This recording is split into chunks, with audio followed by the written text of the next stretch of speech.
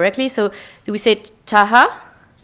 Tjahja, who is coordinator of the Youth Dialogue on Internet and Governance. Then we have Hendrik, Nahr, who is head of European Affairs at mic.org. Okay. And then Giulia Sandri, who is research and development manager at the ECAS, so European Citizen Action Service. And finally, Beatrice White, who is communication specialist at the European Center for Digital Action. So we're going to try to follow the same round of questions, even though we're going to divert from it and let the floor to the public to ask questions that we haven't prepared on our very nice slide made by Ramon. I really have to push that forward. So to start with, we would like to ask every one of you to explain what is your organization about, what is the objective of the organization, but you can also talk maybe about your own profile or the different professions that you had before maybe joining this organization. So you, broadly speaking, your expertise, and I don't know who wants to start. Okay, thank you, Giulia. Okay, good afternoon, everyone. Sorry. So my name is Giulia Sandri, and as the nice PowerPoint that now is working says, I'm working at ECAS, which is a Brussels-based NGO that empowers citizens to exercise their rights and to participate in EU decision-making, broadly speaking. So we have two main areas, EU citizens' rights, mostly in the field of mobile citizens, and teleworking and working rights, and then democracy, especially digital democracy. So we develop several projects and actions and research also in the field of digital democracy. Personally, as I said before, I'm a recovering academic, so I'm sorry, I like the joke, in the sense that I've been a professor in France for 12 years, did my PhD at University of Brussels, and now I still have an affiliation as associate researcher because I've still published a bit, but I moved towards citizen engagement and NGO world. And I don't know who wants to come next. So I'm Beatrice, or Bea, from European Centre for Digital Action, where I work on communications. So the European Centre for Digital Action, for those of you who might not know, it's a European organization which provides mentorship, training, resources, expertise, strategy to progressive organizations around Europe. So basically helping empower organizations not to do the organizing for them, but for them to be able to take on digital tools and digital organizing practices and to use the kind of tech and platforms that are available that are ethical but also effective, as we were talking about in the last panel. And so this is for organizations but also individuals. We've got tools and resources which anybody can access with an account. So would be great if you can go and take a look and hopefully you find some useful resources. And also we do a lot of work around campaigning messages and narratives, and also around issues like misinformation, disinformation. And in terms of my profile, so I've worked in various, let's say, backgrounds in academia, also in journalism, also for a political foundation here in Brussels, around communications, editorial work, and also done a bit of campaigning myself, but only now really through my organization getting to understand the really digital side of campaigning, and I would say the science of campaigning in terms of how to use digital tools to mobilize people in different types of campaigns at different moments.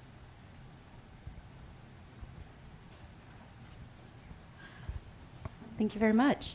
Good afternoon, everyone. My name is Nadia Tjahja, and my personal profile, today I'm here on behalf of the Youth Dialogue on Internet Governance, of which I'm the coordinator. But also I'm a postdoctoral researcher at the Free University of Brussels. My office is just across the road. But where I work on digital sovereignty and multi-stakeholderism. I also support the European Digital Media Observatory, BeLux, so EDMO BeLux, which brings fact checkers, media organization, media literacy practitioners to work on disinformation issues. To understand the youth dialogue on internet governance is to understand a larger ecosystem. So I'm based as a member of the EURDIC Secretariat, the European Dialogue on Internet Governance, which brings together stakeholders from all kinds of walks of life to talk about things that are happening on the internet, a variety of different topics and issues related to security and crime, media and content, talking about innovation on the internet, infrastructure. And we bring together citizens who want to put topics on the agenda, and together with government, civil society, private sector, technical community, we have then a European event every year where we have discussions about these sometimes difficult topics. We are the European regional event of the United Nations Internet Governance Forum, which is a UN-mandated forum which brings together stakeholders worldwide to do the exact same thing. You can bring issues to the agenda where we have internationally discussions about how do we see the future of the internet and how do we need to interact with each other. Within this ecosystem, you have youth IGFs, or Youth Internet Governance Forums, of which mine is called the Youth Dialogue on Internet Governance. Within EURDIC, we prepare young people to participate in dialogue processes or policy processes. We organize a fully funded program where we invite people from all over Europe to come learn about the history of the internet, about different digital policies, about the processes, and we help and support them bring their ideas that they're bringing from their local communities into actual current political processes, starting at EURDIC, but also bringing those ideas and thoughts to the Internet Governance Forum, and specifically in Europe, bringing them to the European Commission and the European Parliament. There are other regional organizations that do that worldwide, but here in Europe, we primarily work with DG Connect. And so I hope to join the discussion on how youth are participating in these spaces. Hello everyone, thank you very much. It's really carte blanche to talk about our current organization, previous activities, so I like cooking, so I'm here with, in my capacity as head of European Affairs at make.org. We're a civic tech organization, so we're building technology for democratic purposes, with a strong focus on participation tools. So we build online platforms for citizen engagement for public administrations from the regional to the European level, with a strong focus on massive participation. So I hope I can bring in some answers to the questions that were previously discussed, especially when it comes to kind of representativeness and massivity in this kind of context, and simplicity as well. I think it's an important point that we heard on the previous panel. On the broader scheme, we work a bit in the intersection between democracy and technology with everything that comes with it. Having developed a bit further from the pure participation things to questions on AI and democracy, we have a research program on this internally and how to make LLMs more ready for democracy. We are more and more vocal on matters related to democracy and technology, especially in the EU circles, on regulation, commission initiatives, etc. So this is a bit the biggest scheme that we're working at, always from the perspective of we have our own tech team, we have our own engineers that build platforms that we aim to help institutions to better connect with citizens. So our remit in this context. Thank you very much. Just to warn you that we have 4 stakeholders and not 3 stakeholders, so maybe we'll have to kind of ask a little less question than during the first roundtable. But may I start maybe with a similar question that we had earlier. So we've been discussing a lot the challenges But here we want to address the challenges or the barriers that you and your organization face in promoting the digital engaging of hard-to-reach groups. So that's the topic that we really want to discuss here. So you already gave a little bit of ideas or tips, or you know that we're going to talk about that. So really like, okay, what are the main challenges that your organization face to reach these groups? Okay, good. So first of all, there are two sets of challenges, I think, main ones. First of all, the basis of all difficulties in this field are related to accessibility and inclusion and designing instruments that can be inclusive, that can be used by different type of citizens. It can be older citizens, younger citizens, citizens that speak different languages in particular, citizens that have mobility problems or other accessibility issues in general.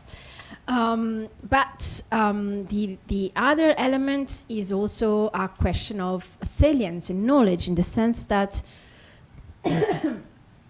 different type of citizens, broadly speaking, I'm not saying just hard to reach groups, but in general, different social groups have a different perception of why it will be beneficial for them to get involved through these tools and what they will get out of it. So it's really hard for organizations like ours to make it clear for everybody, every group in society that participate into, I don't know, the European Citizens Initiative or a crowdsourcing initiative that we organize is important for them, for that group, or broadly speaking, citizens for their benefits. And I mean, we'll get to solution later, but the two main points that we experience, I mean, that I think we can all see, is one, link any kind of participation tool to the priorities and needs of citizens, that, I mean, the target citizens. So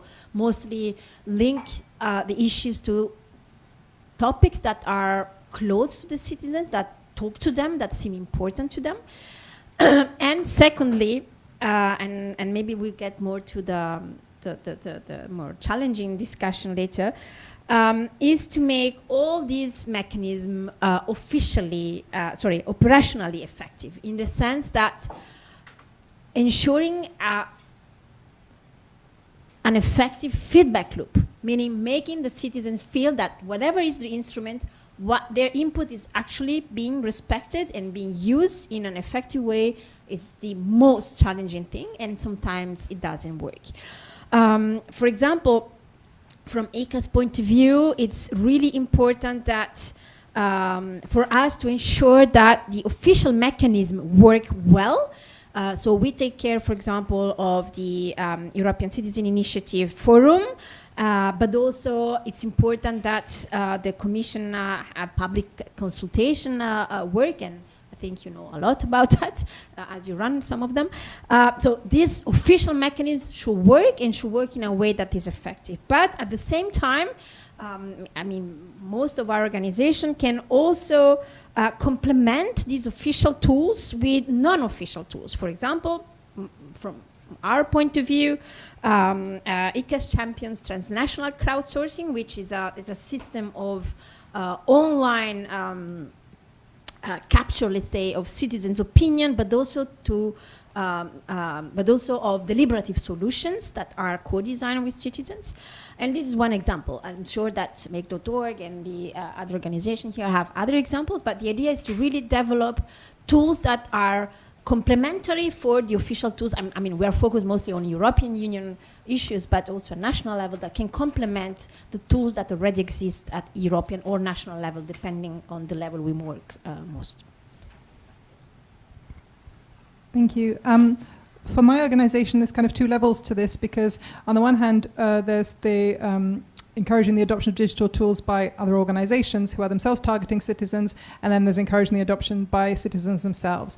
And I would say that when it comes to organizations, so among progressive organizations, sometimes there is quite legitimate resistance to digital tools for a number of reasons, right? So for example, we know that technology, of course, it's a double-edged sword.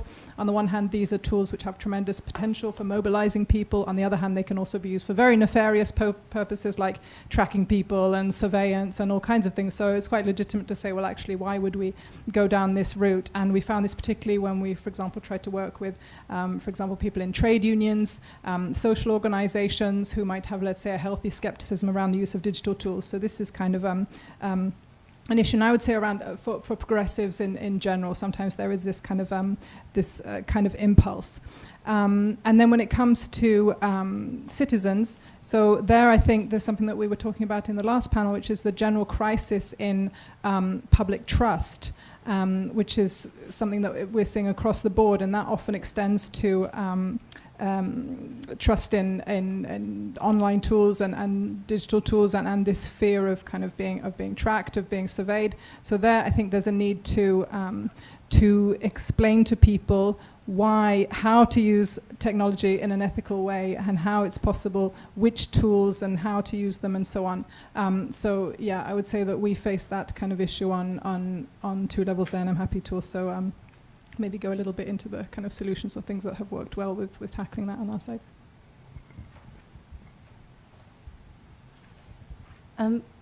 So I'll take a youth perspective on this. So the participation barriers that we then face, if we take the youth perspective on it, at the very first step, it's the concept of self-identification. So when we think about youth, what is youth? Most institutions will provide an age. So in the European Union, it's 13 to 26. The UN is 16 to 24. If you then look at the EU Solidarity Program, it's 18 to 30.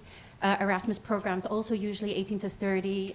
UNICEF until 18. So what is considered youth changes across the different formats. So youth themselves, so young people themselves don't know how to self-identify.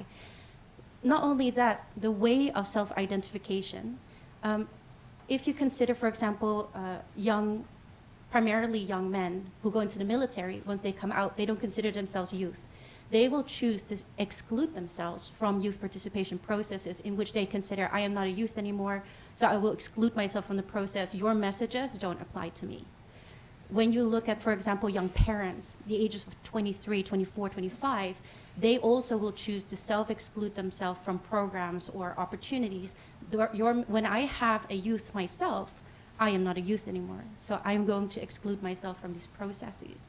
So the concept of self-identification towards narratives is a really big barrier because people will choose to self-exclude them from these opportunities.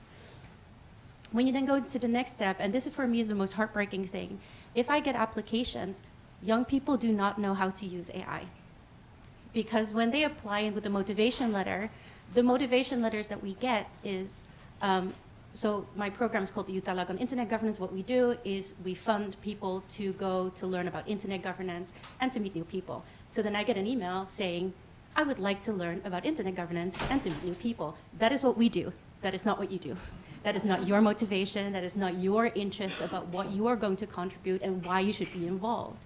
So I can't select people who are just repeating what I'm saying. So I don't get to know what are you doing, why would you be involved, what makes you a good candidate. And those people who are not using AI have a bigger opportunity because they're more self-reflective about their own contribution to society. Because people are unable to write prompts that actually showcase their abilities and their skill sets. They're so focused on writing the right answer that they're not focused about showcasing themselves. And that is a really big barrier to allow people to be part of it. Then when you get accepted, you're in this space. We always want to have this concept of performance. We want young people to be seen. They represent something, but then you get concept of legitimacy. You get concepts of young people having to perform. So you ask them a question, they research the question, then they answer it. And sometimes that doesn't provide the depth of their actual understanding because you're not focusing on their purpose of participation. You're not focusing on their expertise. You're focusing on what can they show that matches the goals of your mission.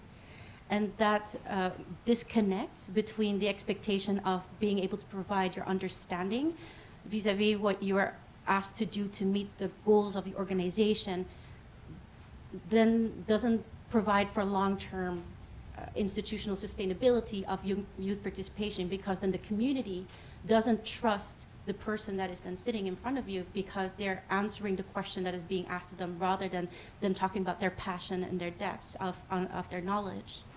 So when we're talking about long-term institutionalism, for those of you who know about Arnstein's ladder, Arnstein and Hart's ladders of participation, one thing that they specify on this is that, at the bottom there's tokenism and at the top it's citizen participation.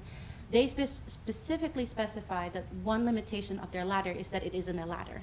It is not going up, it's not going down. It was basically separate events that were put on the ladder to help you with visualization. But we don't think about participation as long-term institutionalism, about how can we get young people to return. So you get them to be involved in one election, but how do you ensure their long-term sustainability of interaction over time? There needs to be some form of understanding of how can we continue participation. And when we focus on participation as this performance, as representation, we forget that young people shape agendas. Young people are the people who are looking for the speakers that are turning up to events. They're young people who are sharing their ideas of what they think to their supervisors about what topic should be on the agenda. Those are a variety of different roles that young people take. How many people have translated documents into their national language? We rely mostly on young people to provide those translations besides official translators. But in civil society organizations, etc., rely on young people to do these documentations. That allows for more people from local communities who do not speak English, who are not involved on international scale, to be approached in a method, in a language that is connected to them. So while there are still many barriers, etc., what I wanted to showcase through these steps of process is young people coming through this system see a variety of different barriers, and the focus that I feel that we need to kind of approach is that when we approach these barriers, then we need to understand them from their perspective, rather than the message that we're trying to send, the goals that we're trying to achieve. How can we intersect these goals that we want to achieve and their understanding of how to contribute to those goals with the tools and knowledge that they have? Thank you.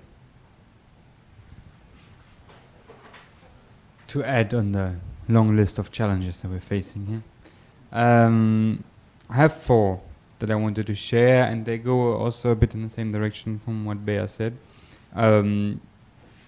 Maybe first a disclaimer on what Giulia hinted at. So we work indeed for the European Commission, but we do not implement our platform for their Have Your Say portal, but we do activate our research team in the background in order to analyze what's happening on the Commission's platform. So what you see on the Commission's platform is not our tools. Also to keep some credibility for our activity. That's off the record.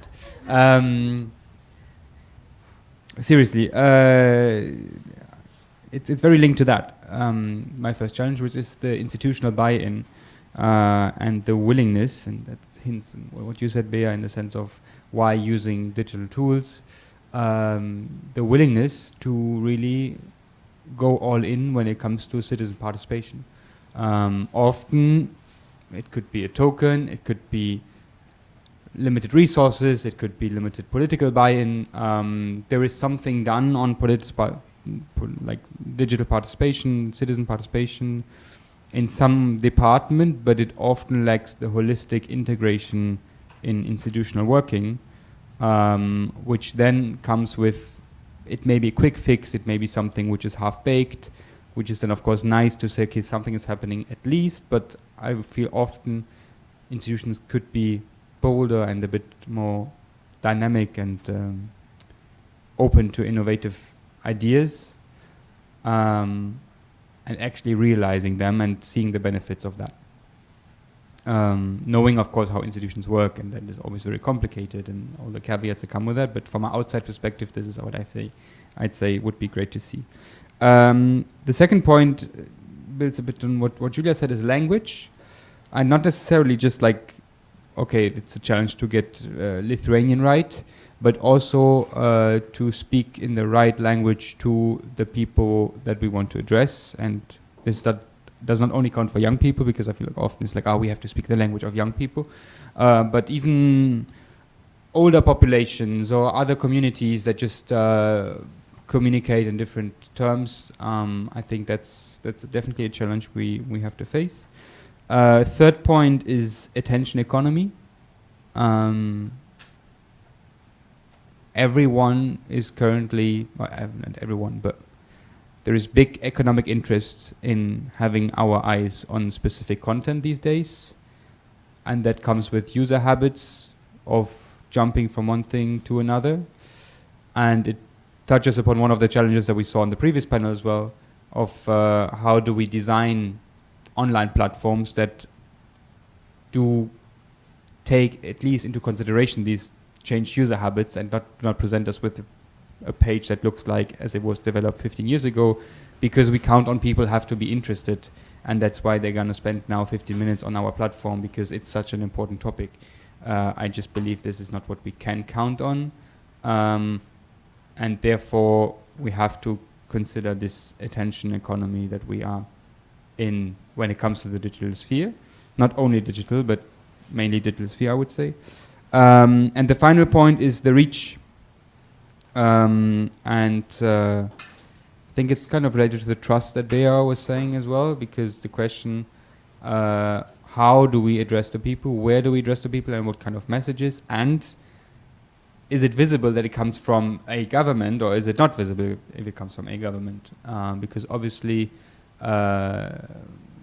transparency basically comes with the imperative that it is visible, but we also see that often people would rather click on it when it doesn't come from the government rather than when it comes from the government. So there's the trust question that I also think is very interesting here. But yeah, what channel, what platform, only offline, online, offline, these kind of questions, the reach is definitely a challenge. Happy to jump to the solutions. Before jumping to the solutions, I've got two things to ask you. So you received some water and a glass, so please feel free to take a moment to refill, to hydrate, because it's very warm in the room, so the bottle is just there, so you can take some time to do that and to drink a little bit of water. And in the meantime, I'm going to collect questions, or maybe we can start with one question from the audience, and we can stay a little bit on the challenges before turning to the solutions, or feel free to jump already into the good practices and solutions. It's up to the public. So do we have questions or comments, reaction? Oscar, as always? Yes, thank you, Oscar. I'm actually going to ask the same question that I asked political organizations, because I think it's relevant.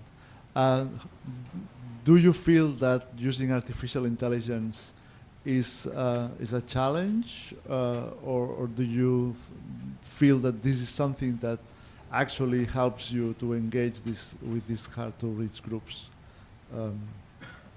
Is it something you see as a facilitator, or is it more a challenge and an obstacle?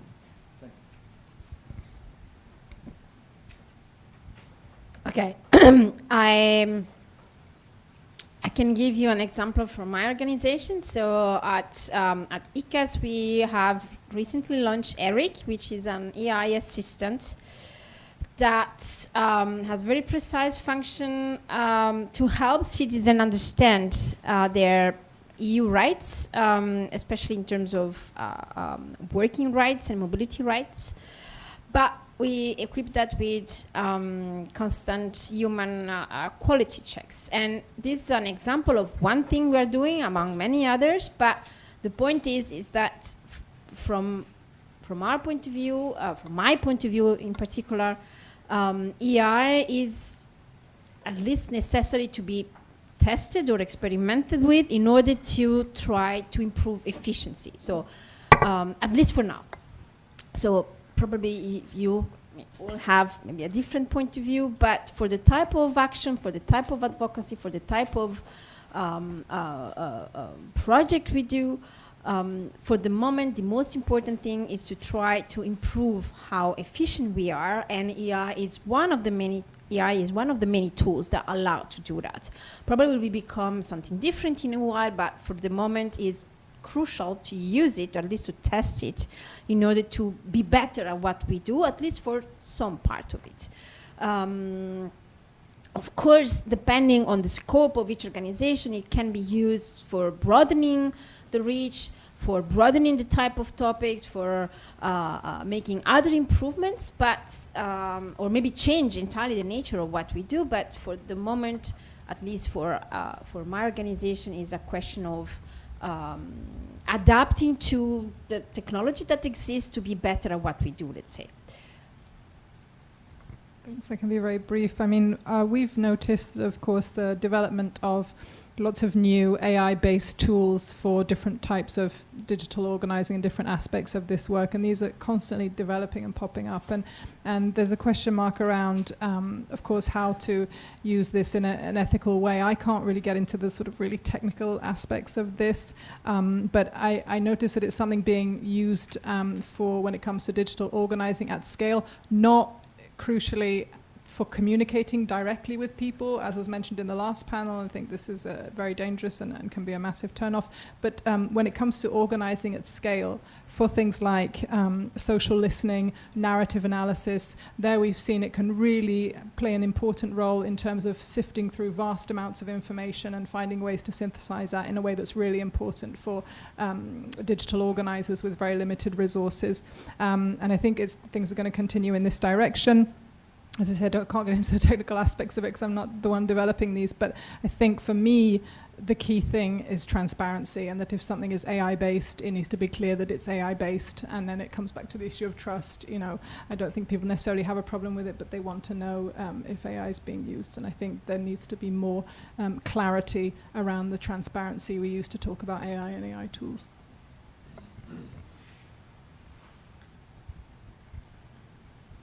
I wholeheartedly support about the concept of transparency being at the essence of whether or not we use AI. And at Eurydig, what we do is we use the AI tool, just-in-time reporting, from the Diplo Foundation in Switzerland, where at the conference itself, everything is not only live transcripted, there's also direct summaries that is then directly available for people to immediately use. And it's not only used just for reporting mechanisms, but also for journalists.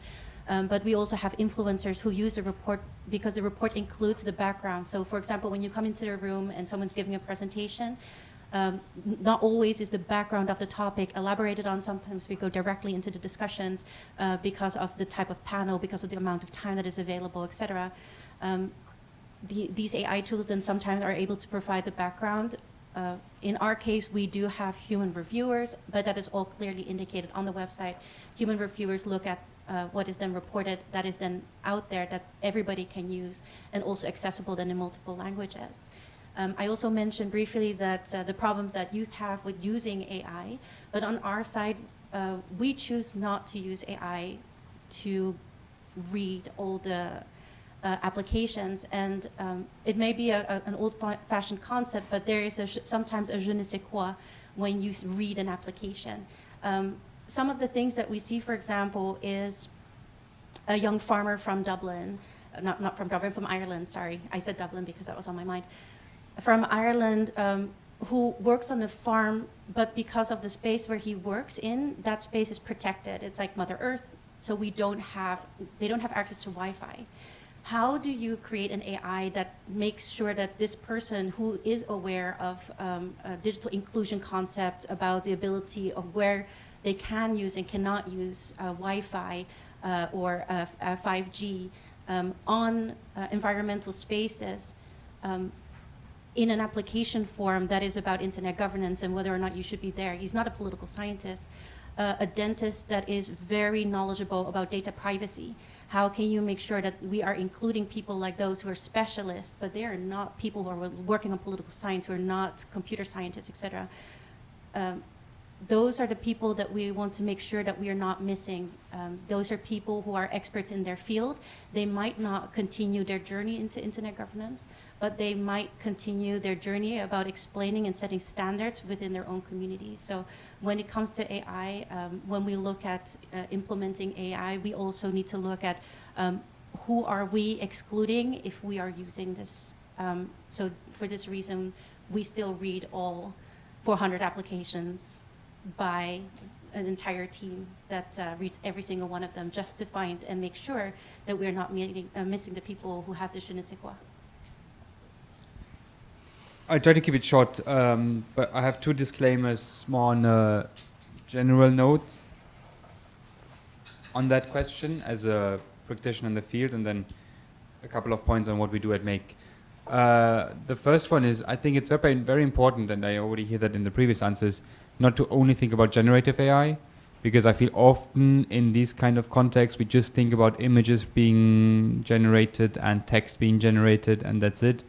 But there is so much more when it comes to data processing, when it comes to analysis of you name it, that we are facing, which is a lot more beyond that. And I feel like often the discussions are on deep fakes, which is true, which is right, we have to talk about it, but it's broader than this, which leads me to my second point, that I agree on the transparency disclaimers that are needed, but I think it will become increasingly difficult and complicated to distinguish what was AI supported and what wasn't. Like already now, if you type in Google, you get a Gemini answer.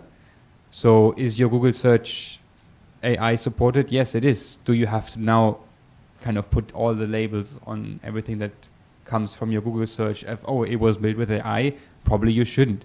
But I just want to illustrate that to see, like, I think in the future, more and more, we will have those gray zones where it will become less and less clear of like, okay, should we now label it as AI supported or not? There will be cases where it's very clear, but there will be increasingly cases where it's going to be a gray zone, I suppose. And this is where I think it will become more and more challenging to have those transparency rules in place. Passing on to what we do at Make, I already hinted at our research program, which is ongoing now. So we are basically looking at LLMs and how to make them fit for democracy, which then will be open sourcely available to all the users that they want to use a plugin to use any commercial LLM plus our plugin in order to have positive biases on the bias that we identify. Very practical approach on like how to make AI/generative AI applications more democratic and therefore more legitimate for public actors to be used. The second point is that we build a tool that facilitates access to institutional information, mainly for parliaments. So you can imagine just like any other kind of LLM that you have out there, but with a, my pen keeps falling on the floor, thank you very much. With a curated database in the background. So a parliament could say, please take those recordings from our plenary sessions from 2025 till 2000s or the 60s, put it in the back end, and then you would get an answer just generated on this curated database. And if you would ask, please give me a recipe for an apple pie, it would say, I can't answer this question.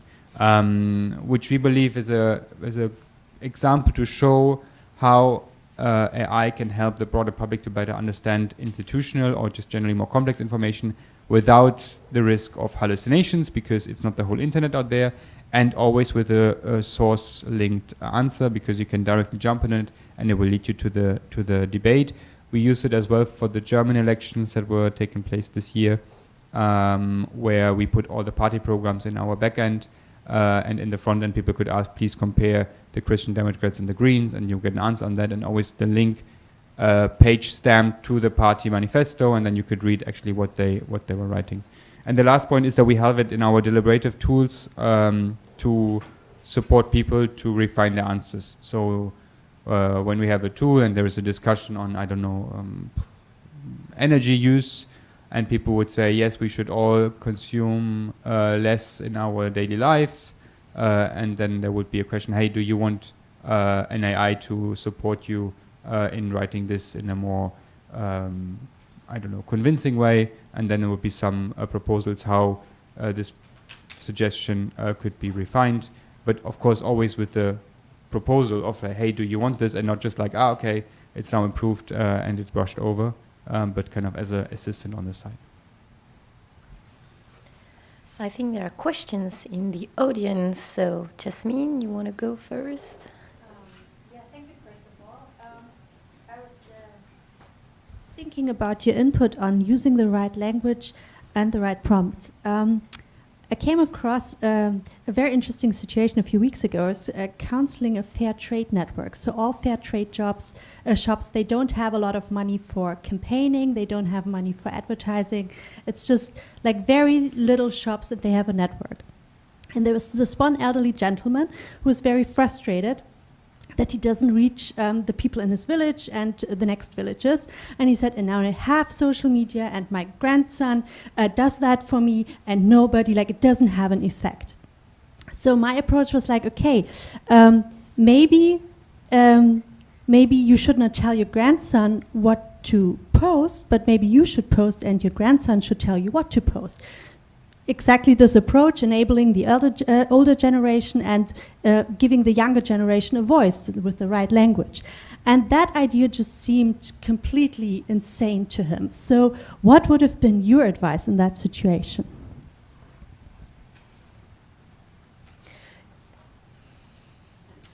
You don't have to all have an answer to that question, because it's a very difficult question.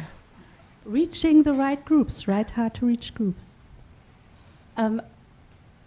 I think that is a very, very clear example of how the importance of the intergenerational dialogue. UN increasingly has been starting. So, for example, with the Pact for the Future, we now have the Declaration for the Future for Future Generations about this interaction between how can we interact with communities and digital media tools. When you have such an intergenerational gap, who understanding your audiences, understanding the languages, etc. What you're saying perhaps is, I think it's the right approach. The question is whether or not it was the language that they understood themselves about how they want to interact with it, but also not limiting themselves. So it could be a wider campaign in which it's not only about the digital media tools that you're using, but using digital media tools. So, for example, creating flyers or creating other spaces and networks in which, like a group WhatsApp for the people who are at the office, you can pick up a QR code with a WhatsApp, etc. So there are a variety of different digital tools that perhaps they could have interacted with. I think that the intergenerational dialogue gives us an opportunity to move away from you're unskilled. That is what both the young people and the elderly are very frustrated about, because they are knowledgeable in what they do. And when they have conversation with each other and hear, oh, you don't have this or you don't have that, it creates friction between them and they are rejecting each other for that reason. Using it as a how can we support each other into that goal, and finding then, like you were saying, the right language to approach it. I would say framing it as an intergenerational dialogue rather than this skill that we don't have will help us immensely across a variety of different topics. But I agree, that would have been the most straightforward solution. Maybe two thoughts. First, when other comms agencies, so I don't know, I mean, there's more skilled people to talk about that.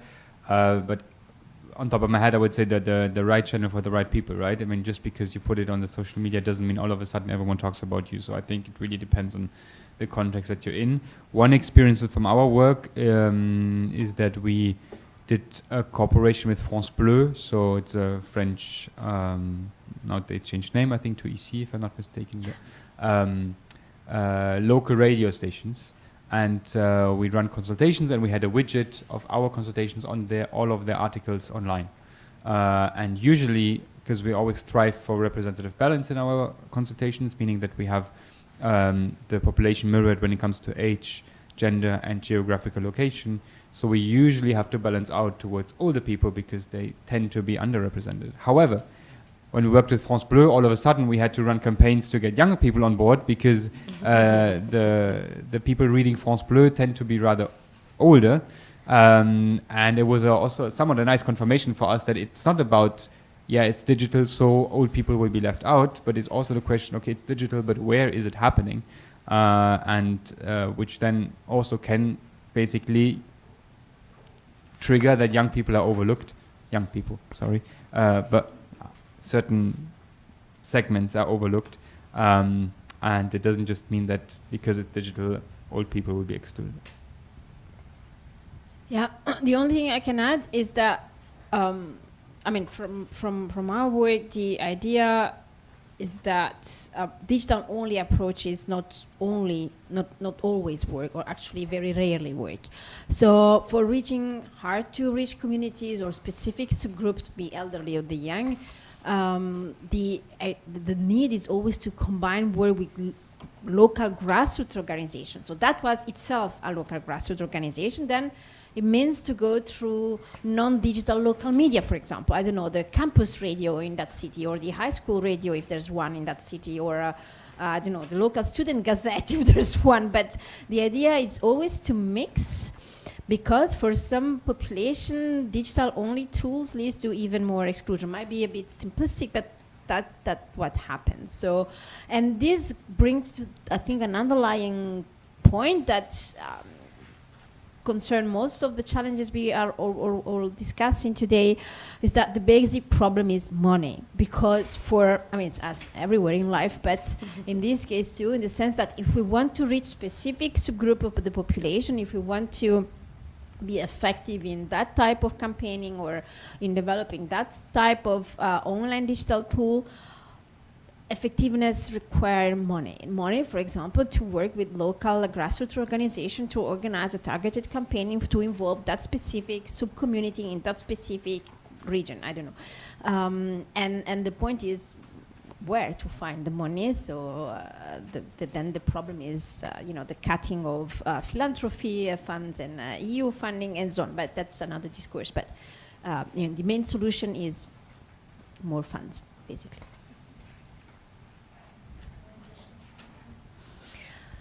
Other questions, and maybe we can move slightly. So maybe after that question, we can move towards the solutions, maybe the enablers, and maybe your question is related to that, Felix, probably. I can turn it into a question related to that. Okay. So my question was, we talked a lot about youth, but often I guess youth that we think that might be more politically socialized or already active. So my question is that maybe my solution. Can you maybe talk a bit how we could better integrate education towards technology, use of technology in classrooms, but I'm talking from like 6 years onwards or something like this, so primary schools and then early secondary school teaching, and would that be a solution, and how could that be effectively done? I think you have different approaches, whether it's more technology related and learning, coding, programming maybe, and also more using it in your daily lives engagements with the society, politics, or your grandparents for the intergenerational divide.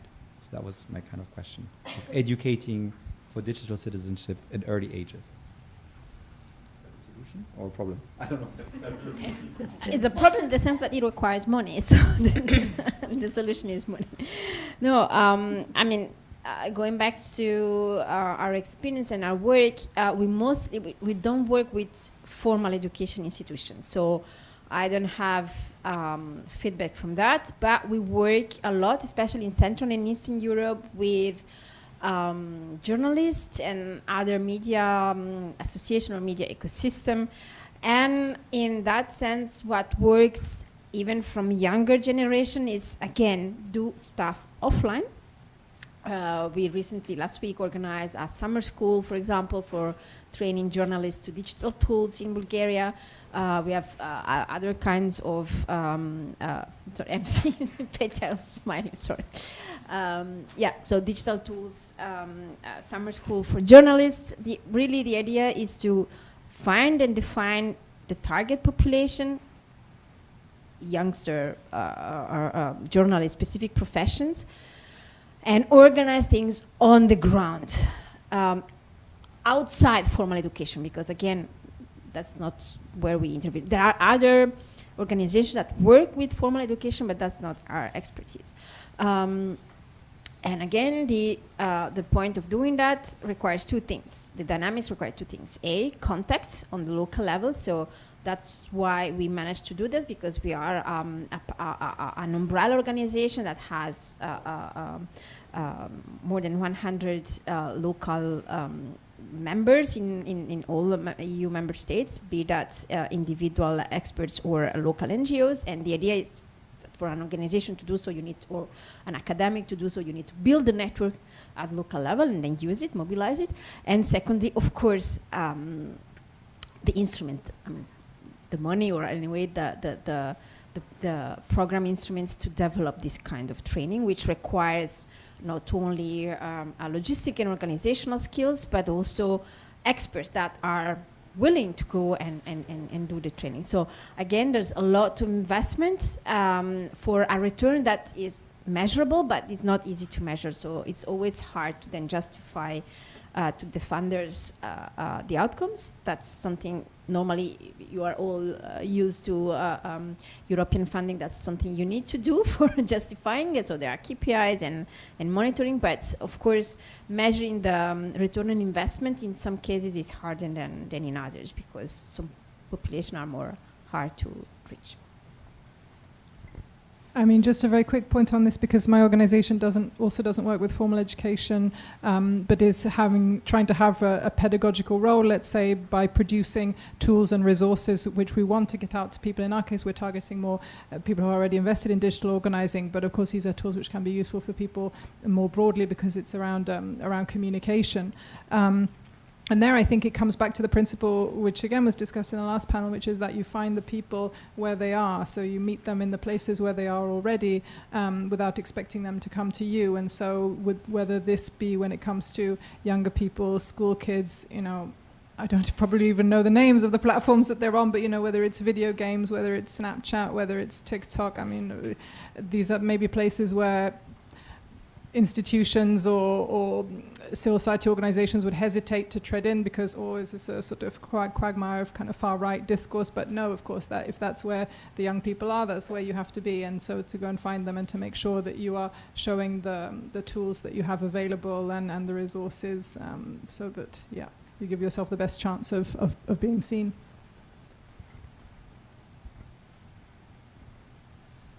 Some of you may be aware that this year is the year of digital citizenship education for the Council of Europe. And for those of you who want to actually learn more about the work that they're doing, they have actually developed a full guide. And they will be presenting that in the final conference that will be held in November. So if any of you are working on topics that you think that are important to digital citizenship education, you can apply now to be a speaker or moderator there. So I'm going to start there. But what I like about this this toolkit that they provide is that it trains the teachers who do not have access to resources. Youth policy and many education policy are national mandates. So if our governments are choosing not to have a mandate where they actually implement technical skills in their schools and communities, then that leaves individuals like us to choose to set up an Erasmus Plus, to set up an ERC, to set up whatever, to create the spaces, the education to implement that. And that usually does not include communities from 6 to 18. It's usually older, unless you work in kind of childhood spaces. What I think then is really important for us to choose for is that when we do educational media literacy curriculum, etc., to choose to include educators as part of your case study, to not limit your case study based on the limitations that it is difficult to get the certificates to work with children, the background checks, etc. That should not be a limitation to you. That is something that you can integrate into.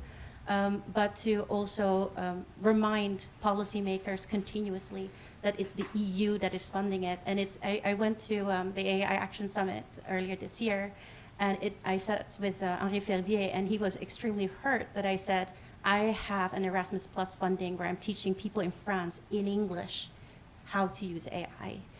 He was not happy with that AI in France is being taught by, first of all, someone that's coming from Brussels, and second of all, that it's being taught in English and not in French. Reminding policymakers that they need to make an active choice to implement these national policies is something that needs to be at the forefront of when we are in these spaces. Where do we get our funding from? So I come back to the resources and the funding is at the core.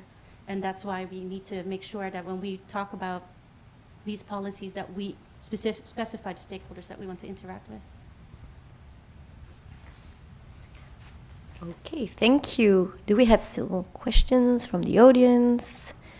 So beyond you, there's a question about are or could be specific factors that could work as enablers, which connects also to what else do you think could be done or should be done? Like if you were, I don't know, policy makers, or you had all powers and money, what would be your priorities? Imagine you're God, and then you have all the solutions to reach, to engage our to reach group. If you don't mind, I'll actually make it a lot smaller. I don't, my capacity to think of a God is not that innovative. I actually would like to ask you specifically, because you're academics, when we reach out with programs for young people, whether or not that's fully funded or not, when I reach, if you are working at a European institution right now, I have contacted your political science department, your computer science department, your communication science, your careers office, and your students' union. And most of the time, they're charging me 1,500 euros to ask your students to apply for a youth opportunity. They're asking me 1,500 euros per university. The lowest amount was in Spain for 800 euros. That is a massive gatekeeping that only allows those private companies who want to provide internships to have access to students, because students is a big pool. Academics get a lot of emails, I really get it. But when there are youth opportunities and there's something that could benefit your program, whether or not that's a hackathon that is being organized in a country which is not your own, whether or not that it's a UN event where they can apply for being an ambassador, please make the active choice to forward that to your students. On the question, what if I was God, what should be done in that field, I would argue for two things. One is the holistic institutionalization of citizen participation, because these days it's often still, again, I come back to the phrasing we had before, let it be a token or just kind of a side event, but it needs occasional buy-in from some departments that say, okay, yeah, let's do something on this, and then it happens if we're lucky, but it's not a decremental part of it, and I think it would be important to normalize it basically and streamline it and make it just more of a habit even for like policymakers and administration rather than an exception, and I think that would be important. And the second point is related to the reach question that we talked about, is to diversify the channels, to not necessarily only rely on the big two platforms to reach out to young people, but really to go broadly, to look more on what's happening on Discord, what's happening on Reddit, you know, like really diversify. Even might in numbers not look that impressive, because you don't get so much people with just one snap as you do on TikTok, but it will create a much more sustainable and solid outreach strategy in my view, and often institutions are not ready for that, I think, and they go for the Twitter still maybe, because that's what they did for 10 years, but I think we have to get more creative on this.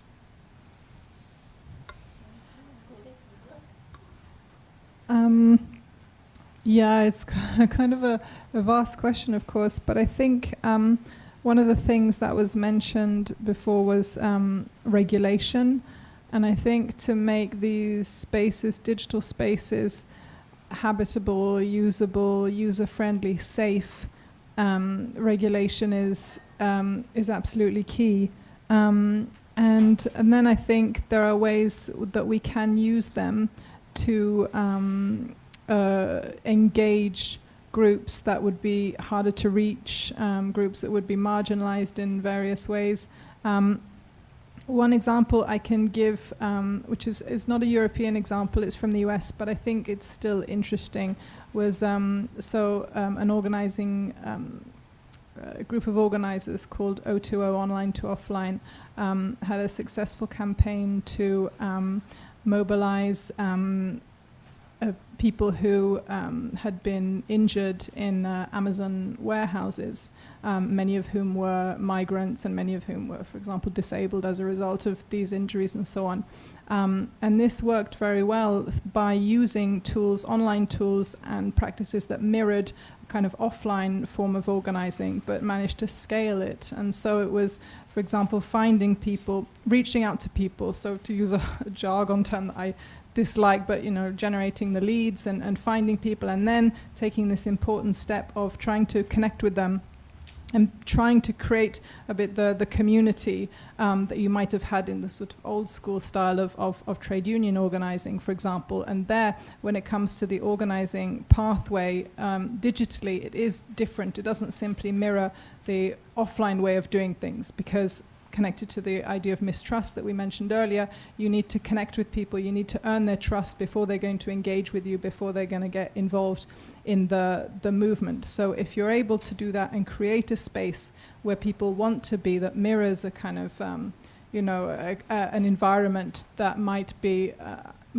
previously have been offline, but you can recreate it online, spaces for people to share, to exchange, to find people who've undergone similar experiences to them, to just provide each other with a bit of moral support. And then you're able to start the process of, again, this movement from somebody who simply, puts their name on a petition to somebody who shares their story online and helps to sensitize and then becomes an activist in other ways, in a way where you can really have policy and political change.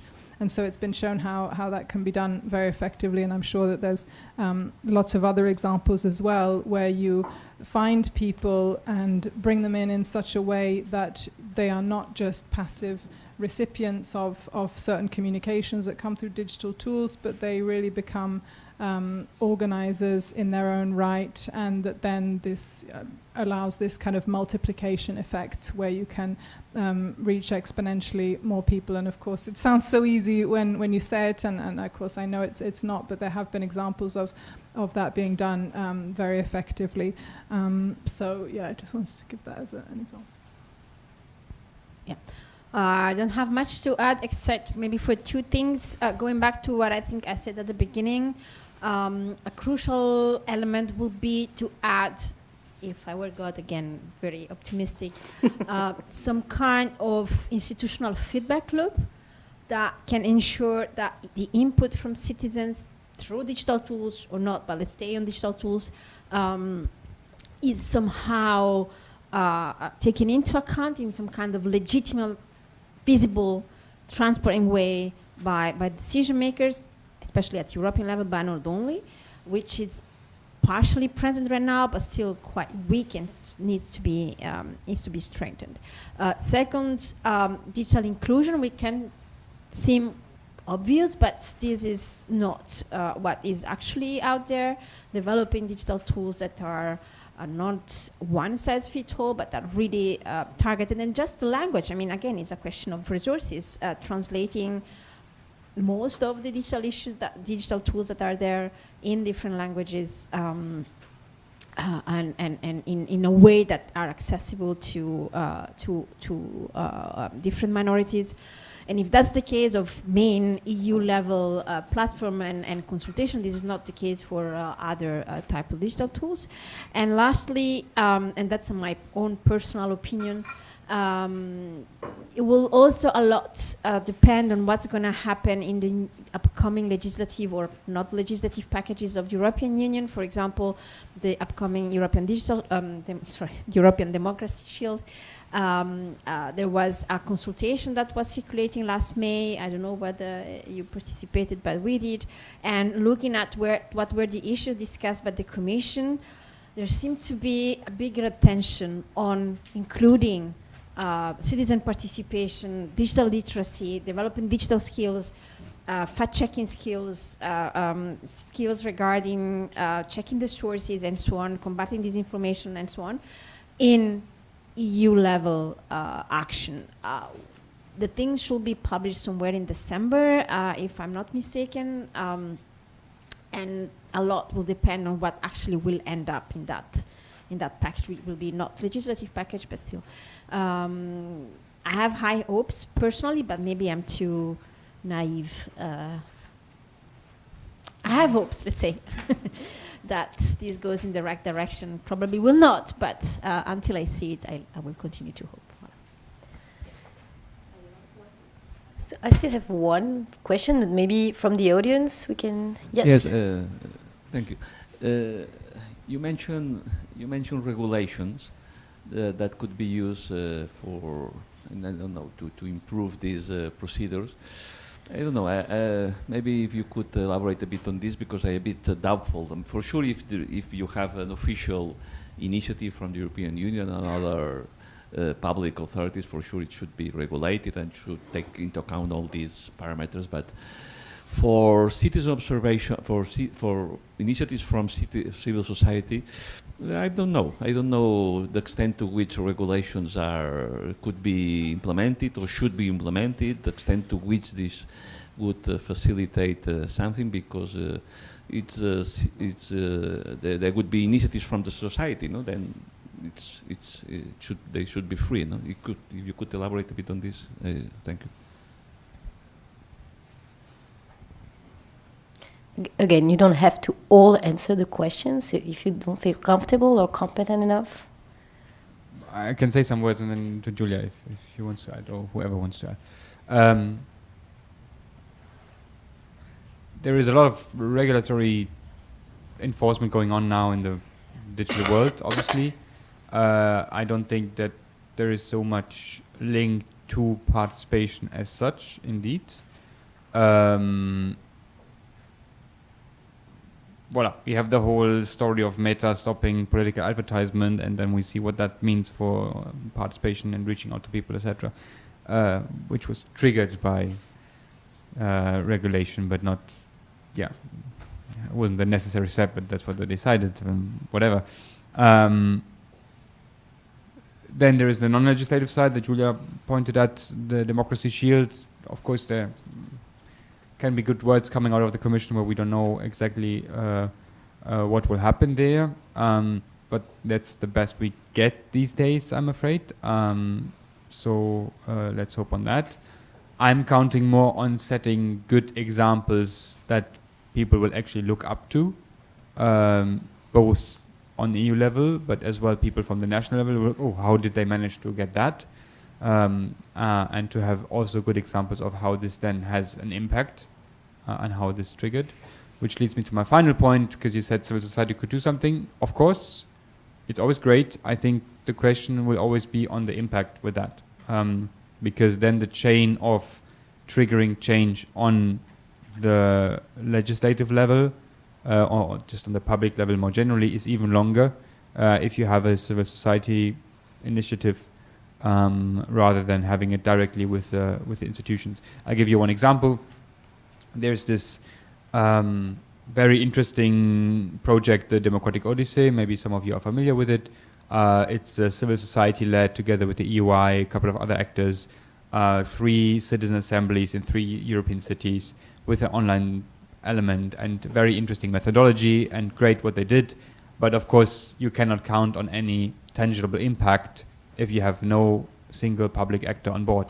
And then it becomes more of a raising awareness, showing what could be possible, which is all legitimate, but of course then the actual change is pretty limited. So great if civil society does it, but we have to be very realistic about the change that we can trigger with that.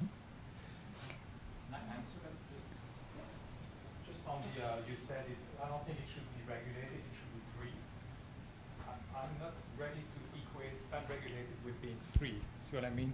I mean, that's exactly what big tech, US big tech is trying to to make us believe by repeating that any attempt of regulation is against freedom of thought, freedom of communication, this and that. A properly regulated space is the best way to make it free, because it makes it safe at the same time. So if it's not good regulation, of course, that's a problem. And no regulation is perfect. But I don't think we should equate regulation with being against those platforms being free. But that's just yeah, I think that connects to the safeness that was mentioned by Beatrice, maybe. So regulation to ensure that people are safe, because I think people are excluding themselves from social media somehow. And I'm just talking about social media, not other digital tools, because they may be confronted to violence or harassment or things like that. So I think regulation could also enforce or help to make these spaces safer for people who are not ready to give up their kindness and their nuance. So yeah, maybe regulation can, I think it connects to what you said, Beatrice, on the safe space, maybe. But I'll leave you the floor, because it's not me to answer the questions. If someone wants to react.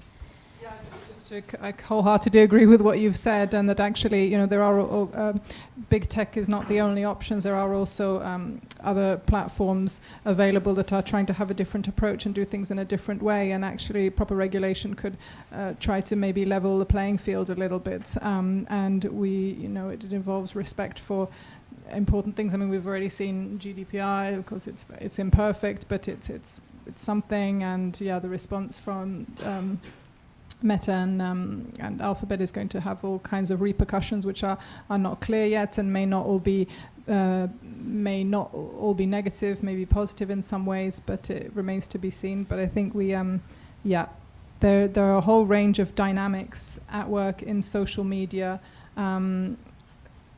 For example, this issue of attention inequality, which are making things very difficult for certain people or certain organizations to make anything heard or to reach people, because there is simply this logic of what goes viral, that's all you see. And there needs to be ways to counter this and to find ways to create a social media environment which is just simply more livable and more democratic, if we want to also have this as something where we can have democratic discussions and be a free and open space. Of course, regulation is a key part of that. Well, and besides that, I think that currently this situation is complicated, because we are in a situation where there are so many countries that are starting to regulate this kind of first generation of legislation in AI, but there's no harmonized legislation that contains all of these limits, safeguards, and that, because I consider that all of these countries that are starting to regulate that and to apply this limit, there's no the same limits in all the countries, and that difficults the process of control and how this IA can be incorporated into states in governance and policies. So, sorry, just to see where I understand correctly, you're asking how to develop effective enforcement of the regulation that already exists? Well, actually, I introduced my point of view about that, but actually it's more like, what should we do about that? Because there are a lot of regulation, a plural regulation in several countries, or for example here at the European Union, but there are different limits, different safeguards, and I suppose that it would be better to make a harmonized regulation. I agree, it would be better, but the problem is who decides how to harmonize. So there are several different entities at the moment that are dealing with AI governance, broadly speaking, from UNESCO to OECD to UN to EU plus national legislation, and the question in how to integrate them. Sometimes they might be conflicting or based at different levels. The point is, who has the jurisdiction and the power to harmonize that?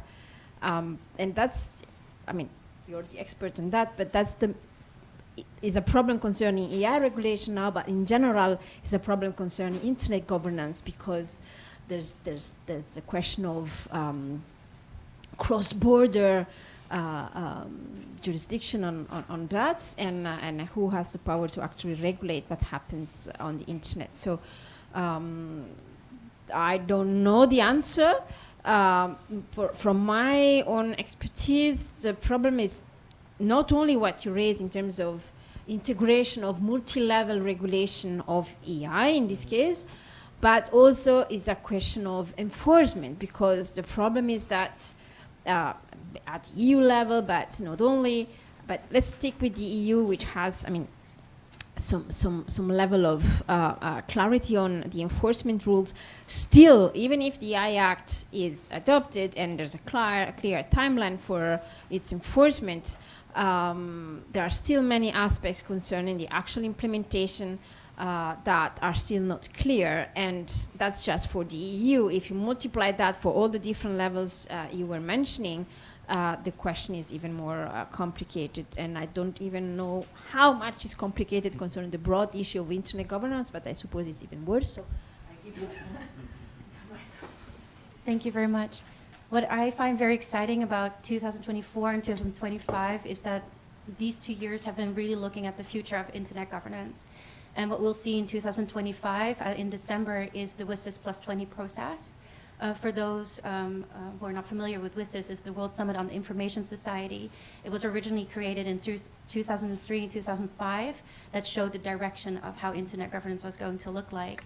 And now we're going to review the principles of the internet, which also includes the mandate, but also how we're looking at the future of AI governance regulation, things like that.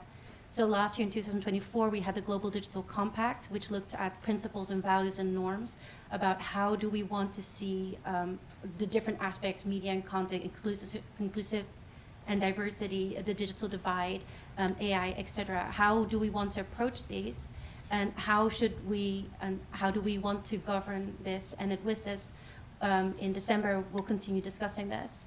When it comes to the actual regulation of how do we actually implement these principles, norms, and values, there are several approaches that the UN has taken. The first one that has been established for a few years is UNGIS, or the Americans like to call it UNGIS.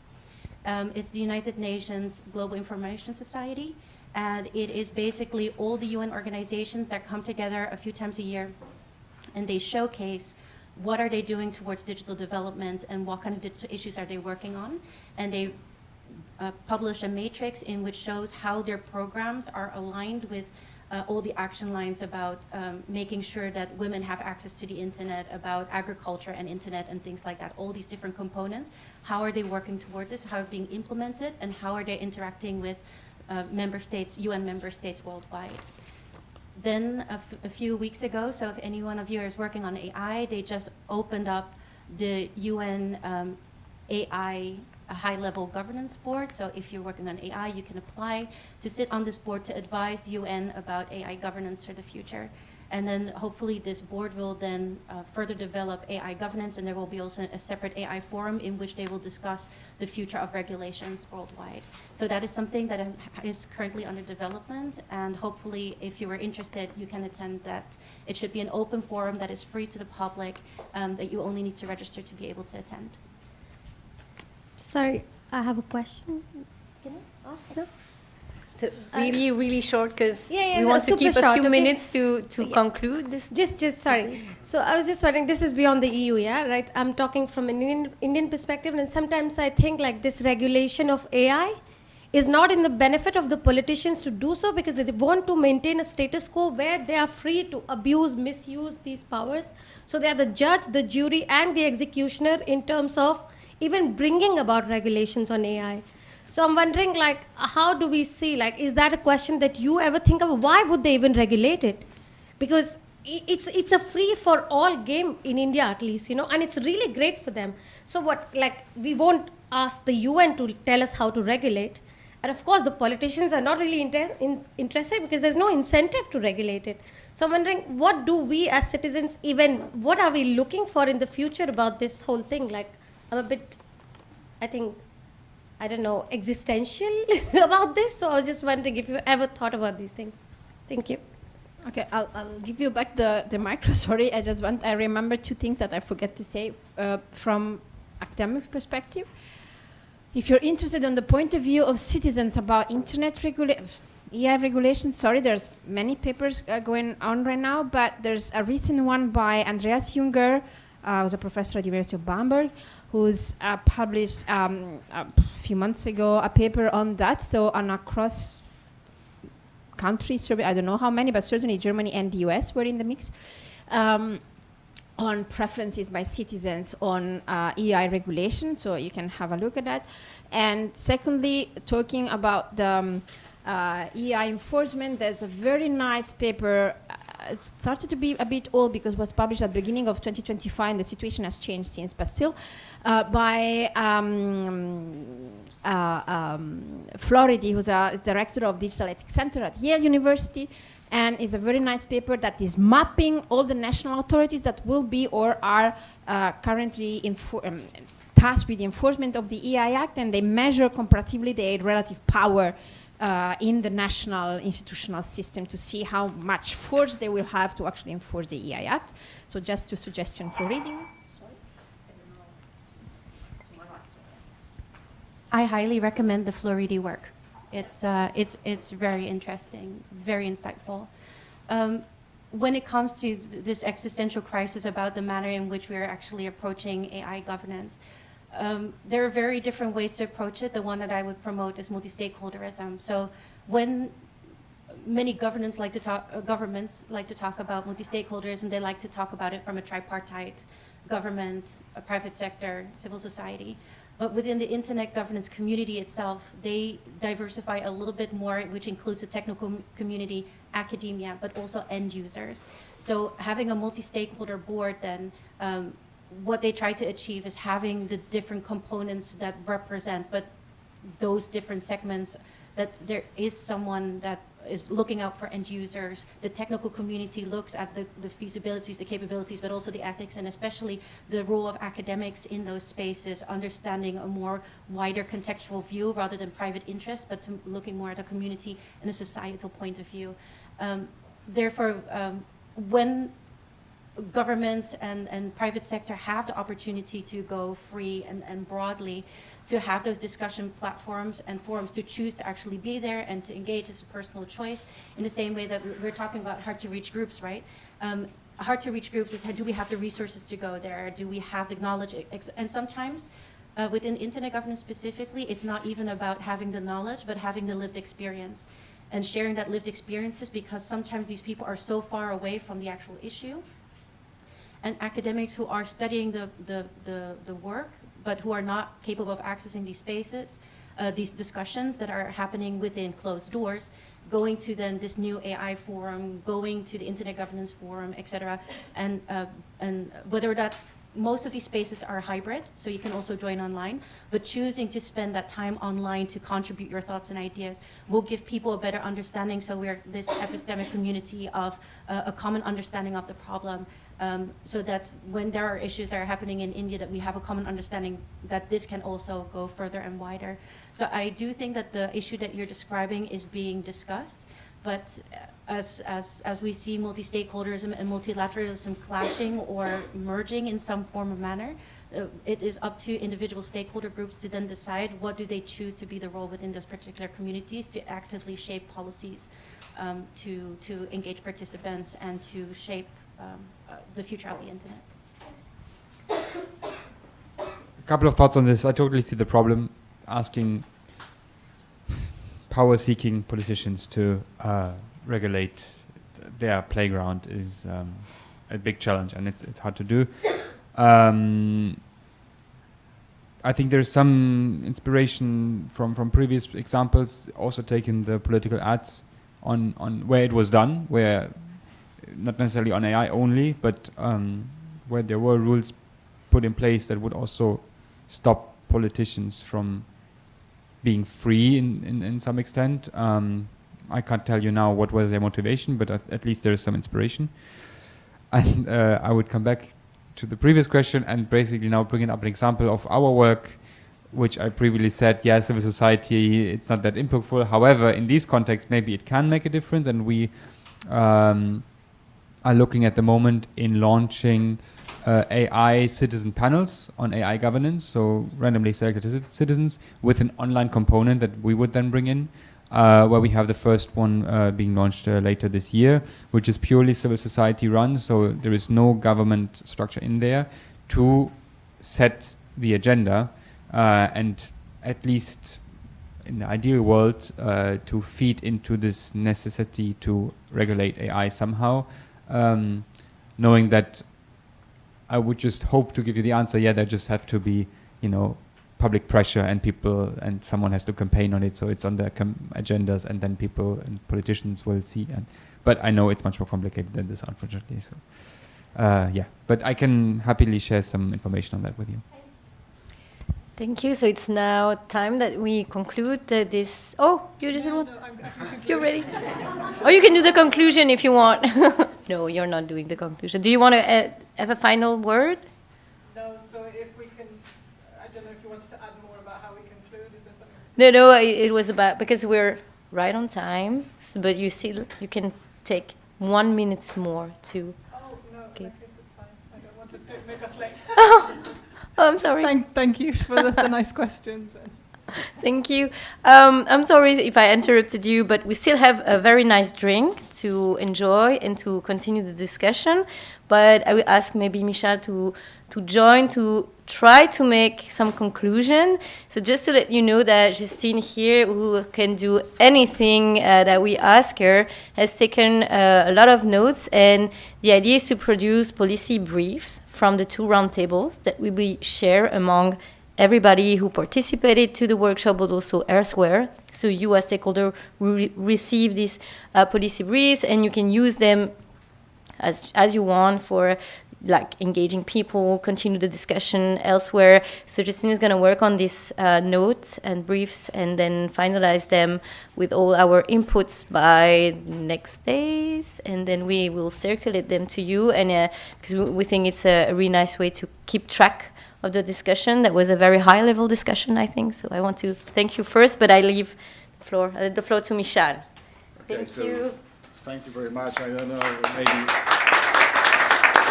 let's start with our enthusiasm that we had such a great speakers today. And indeed, it's an extremely difficult role. I think that, well, I'll a little downplay my role because tomorrow Jasmine will have time for synthesize and to recap and bring us more insights based on roundtables and panels. But as for today, just to share a few words based on roundtable 1 and 2, I think that we are, well, I try not to be trivial, but I have to. We are in a transitional period, right? So based on what our colleagues or our panelists said, well, there is multi-speed period, right, that we are facing. So if you look at political organizations, well, you cannot say that, well, they are already fully digital, neither you can say that they are just old school with, signing petitions on paper and with their IDs as plastic cards. So it's really difficult. Transitional period or hybridity, well, it's a easy word to explain where we are. And we need to simply understand that, well, we cannot use labels because we like digitalization, and we will use those labels to understand better what's happening. So it's far more complex, right? After these 2 roundtables, I think that it's even more complex than we think. And to recap also, first roundtable, I think that one of the claims that the human beings are in the very center of this process is also key, one of the key takeaways. So, well, we can think of digital tools, but without a real reason to believe why we introduce or why political organizations introduce digital tools, it won't work. So they have to, or we also need to understand that this reason to believe is something fundamental. Without this, digital tools will be perceived as another, I don't know, toys in this political playground.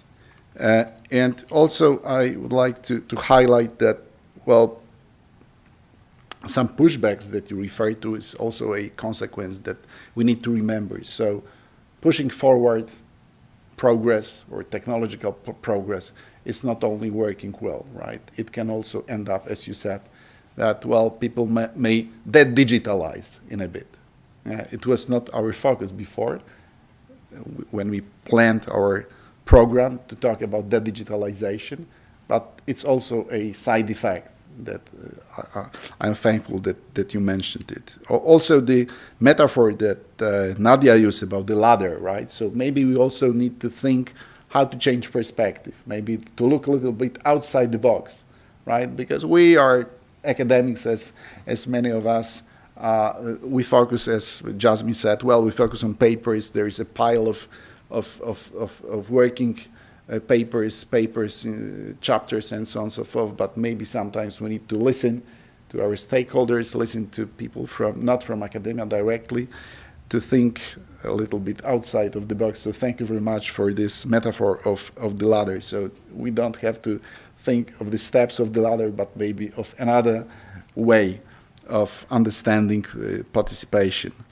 And also there is, as far as we understood, there is no silver bullet, no single universal solution to bring for either youth or are there any groups that were mentioned today. So it's far more difficult, therefore, if we do not have or find like a universal solution for the problems mentioned in this discussion. And Caroline mentioned that we'll work on policy briefs, but I think that the most important takeaway is that we had a chance to interact with you today, because I think that at this stage of, I look at Oscar, so at this stage of our project, well, to formulate policy recommendation is an easy word to say, easier said than done, right? But first of all, we are very grateful that we could listen and interact with you. And I think that if we are to continue interaction with our stakeholders, we appreciate this level, like European level, but those of you who return to your academies, to your cities, maybe you should also consider organizing such panels at lower level, because multi-level approach in here also works. Thank you very much one more time. Enjoy the drink in the evening, and see you today or tomorrow at the workshop.